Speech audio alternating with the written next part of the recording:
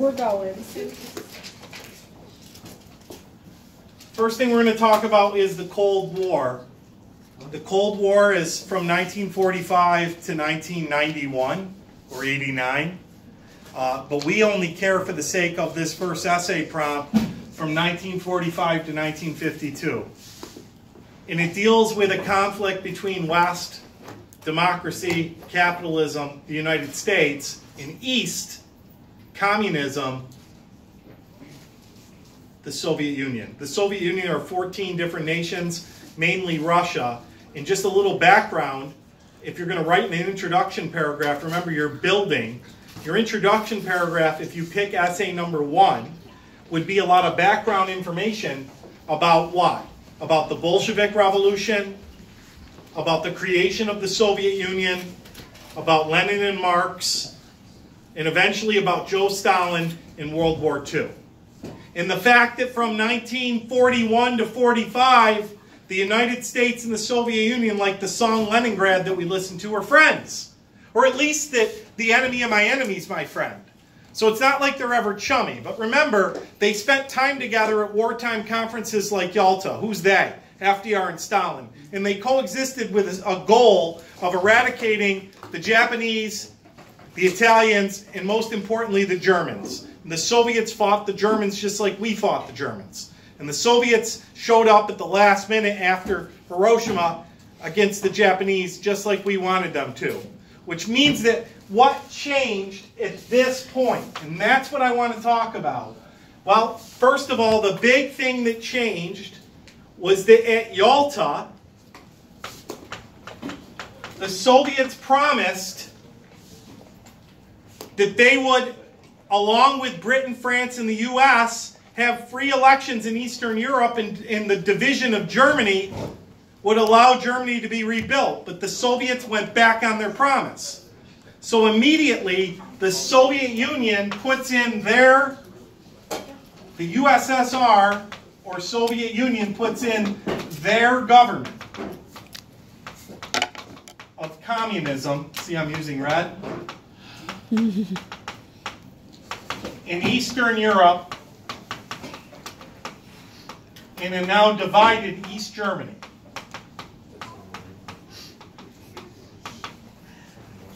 Okay? And that's when Churchill says there's an iron curtain around Europe. And Truman says, I'm tired of babying the Soviet Union. Because we babied them like, okay, you guys can help oversee that part of the world. But what they did was a backstabbing. Because instead of having free elections in places like Bulgaria, Hungary, Austria, all those Eastern Poland, what do they do instead? They implement a Moscow, that's the capital of the Soviet Union, controlled government that oversees Eastern European countries and suffocates freedom. What is our response? Containment. We're going to try to contain it to where the damage is already done and not let it spill. So Truman issues a doctrine in 47, the Truman Doctrine, and the Truman Doctrine says that we will defend all free people against totalitarian rule, particularly what two countries? Greece and Turkey. And Turkey. Greasy Turkey. That's the containment policy in 47. Does it work? Well, it keeps communism out of Greece and Turkey, but it will become justification for future wars. Where's the moldy Tupperware? What was that? I threw that out. It's cheese now. This is from September. What are you? Oh, this is cheese. Okay. But we're worried about places like Italy, and West Germany, and France, and Belgium, and the Scandinavian countries that were war-torn. We don't want communism to infiltrate into those countries. So in the same time frame, we pass the Marshall Plan. Marshall Plan. And the Marshall Plan is the same thing, but it's money for Western Europe, $17 billion, to keep communism out. Very successful because it keeps communism out. What year was that? 1947, 48 really implemented. 17 billion.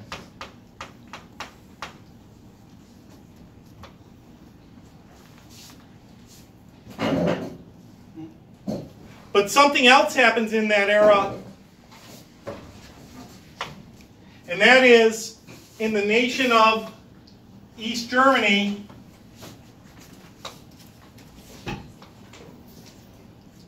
this is West Germany, this is East Germany,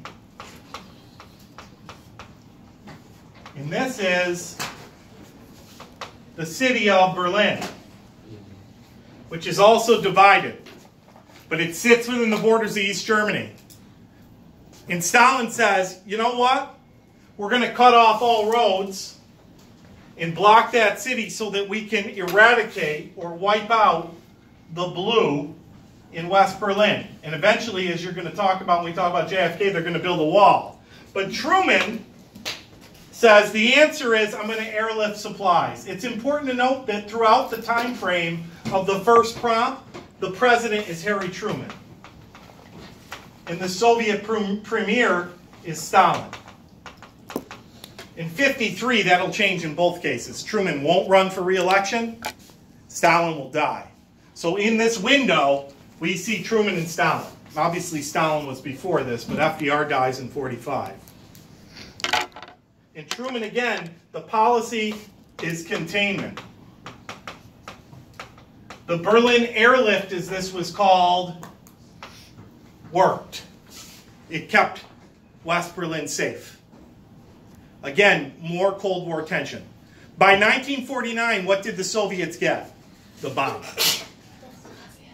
So from 45 to 49, only we have the bomb. Once they get the bomb, the balance of power is equal. And what ends up happening is we look for collective security. And what organization does the United States really facilitate for collective security? The organization is called NATO. That's the North Atlantic Treaty Organization. It's like a gang. What did the Soviets do to counteract that? Warsaw Pact. The Warsaw Pact.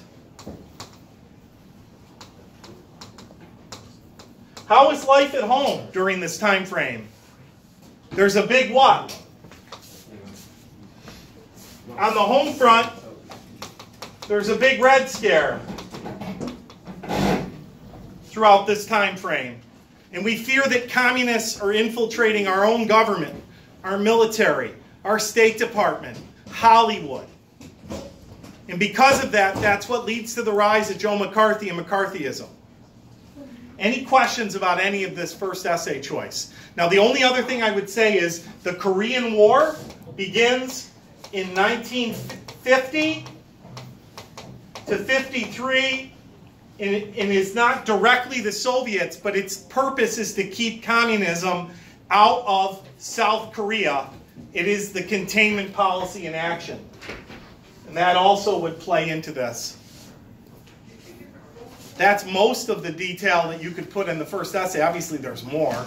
I mean, you could talk about the National Security Act, and you could talk in detail about the Red Scare more. You could talk in greater detail. AMSCO goes into greater detail if you want. Okay, I'm going to talk about the third choice now because it overlaps. You ready? U.S.-Soviet relations from 1918 to 1950s. Now, if that's your choice, all of this is applicable. See the overlap? All of this is applicable. But it goes backwards to what era? The era before. So let me, how do I save this? Save as. Really? I don't want to do that. It doesn't matter. I took a picture of it, so it's all right. How do I do a new one? Oh, that's cool. I can do a chart. I'm just going to do a new one. So are you good? Do you have all this? Anybody want to take a picture of this? We got it on video. Good. Okay, new one.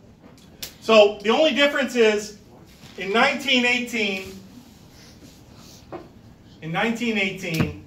I want to use this. This is so cool. Oh my god. Wow. Okay, so It's not very big. just understand that if you look at from 1918 to really the 1950s, know that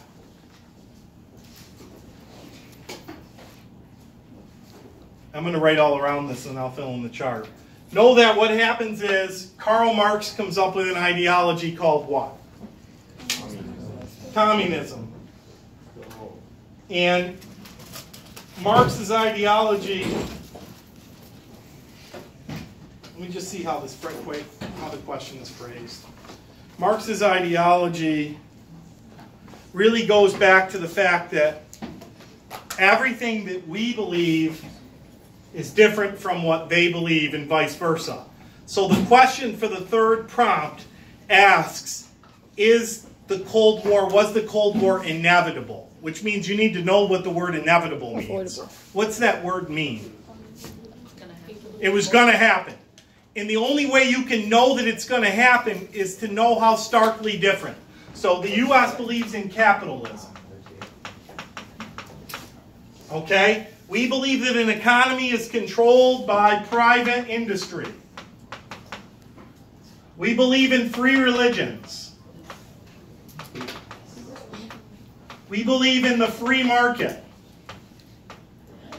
We believe in free elections.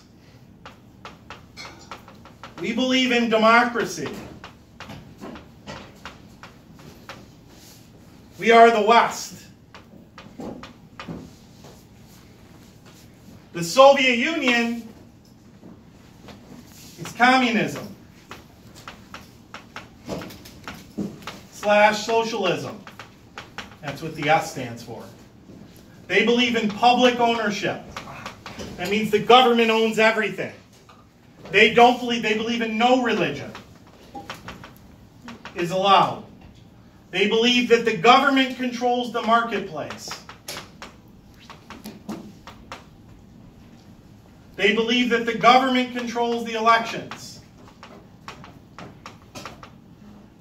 They believe, again, in terms of elections, state controlled or government controlled, not democracy, and they are the East. And knowing that is part of why it was inevitable. Now, the second reason it's inevitable is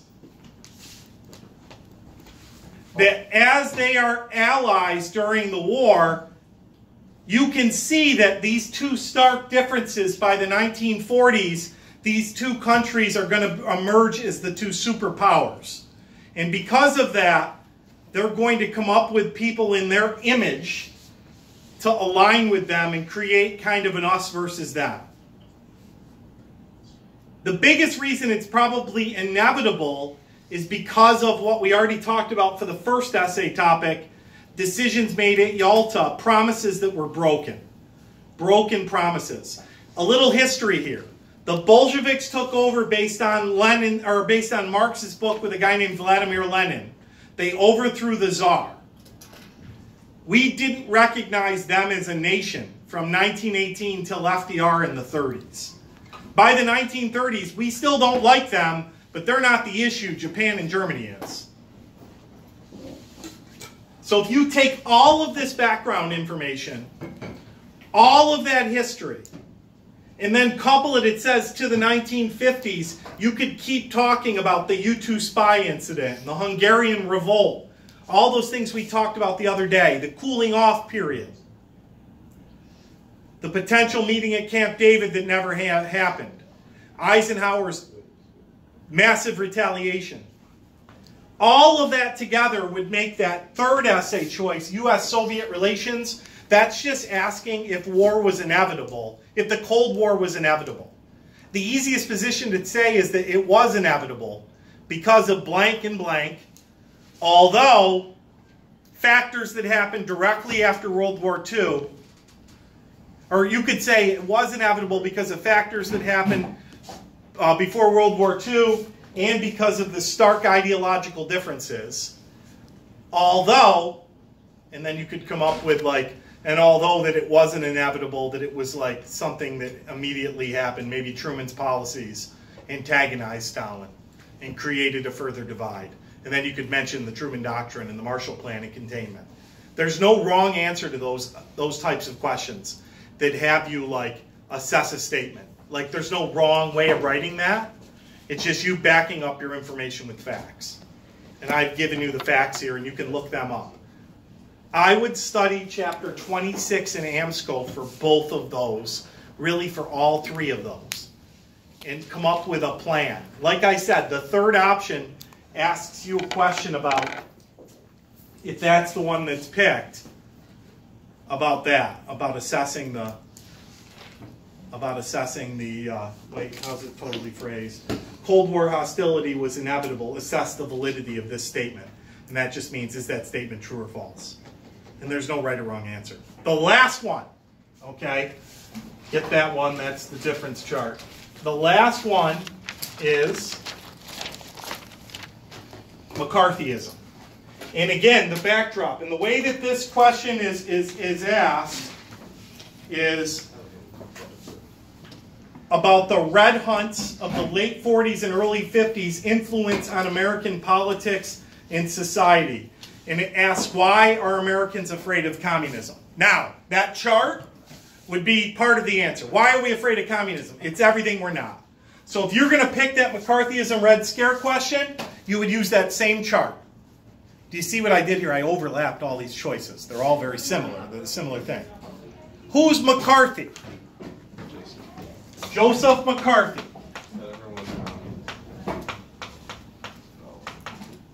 He's a senator from Wisconsin, a Republican. Well, Tail Gunner Joe, as his allies called him. He creates or adds to the hysteria. Now, in AMSCO, it talks about reasons that we had to be hysterical. We did catch communist spies. We did prosecute Alger Hiss. We did prosecute Julius and Ethel Rosenberg, a brother and sister. These were spies that worked in our government. FDR had spies that were along with him on his team at Yalta. There were obviously spies at the Manhattan Project. How do you think the Soviets got information? So I don't want you to think that everything is made up. But understand that there's a lot of hysteria here. What do I mean by hysteria? People are hysterical, scared that everybody is a communist amongst them. And this is the second or most famous Red Scare. And its time frame is really 1945 to 1950s. McCarthy's rise and fall is really from about 48 to 55. What does McCarthy do? He accuses people of being communists, often with flimsy evidence. I would read up on Joe McCarthy tonight. It's about 2 pages in the book. He worked for something that they called the House of Un-Americans Activity Committee. The House of Un-Americans Activity Committee. And in it, he said that there were like 207 members of the State Department that he knows are communists. So the way that question is worded is, you have to talk about philosophically, why were we afraid of communism? And then you have to talk about literally what the communist Red Scare, the effect it had on American people. It made us suspicious. It made us question our neighbors. It made Hollywood go nutty. It made Arthur Miller write a play called The Crucible. It's based on witch hunts because he felt like he was accused of being a communist. It made Americans uneasy. It created a common enemy. It helped perpetuate a fact that the Soviet Union was everything that we despised. It heightened the Cold War. It heightened politicians' foreign policy. It made us want to have containment and the domino theory and all those policies. That second choice is very open-ended. Now, McCarthy ends up getting exposed on television and embarrassed in these Army hearings. And his reputation becomes tarnished. He dies a broken man of natural causes. In large part because often the people he accused were based on shoddy evidence. All right? My best advice, if you pick that McCarthy option, is that you look at the chart from what we just talked about and understand the philosophical differences, and then look at the 2 pages in the book about what's called McCarthyism and the Red Scare. And really, there was a Red Scare after World War I. I mean, we were fearing communism since the Bolshevik takeover, if you want to use that as a build-up in your intro paragraph. Now, last thing, and you can turn off the tape now. Last thing. Remember how an essay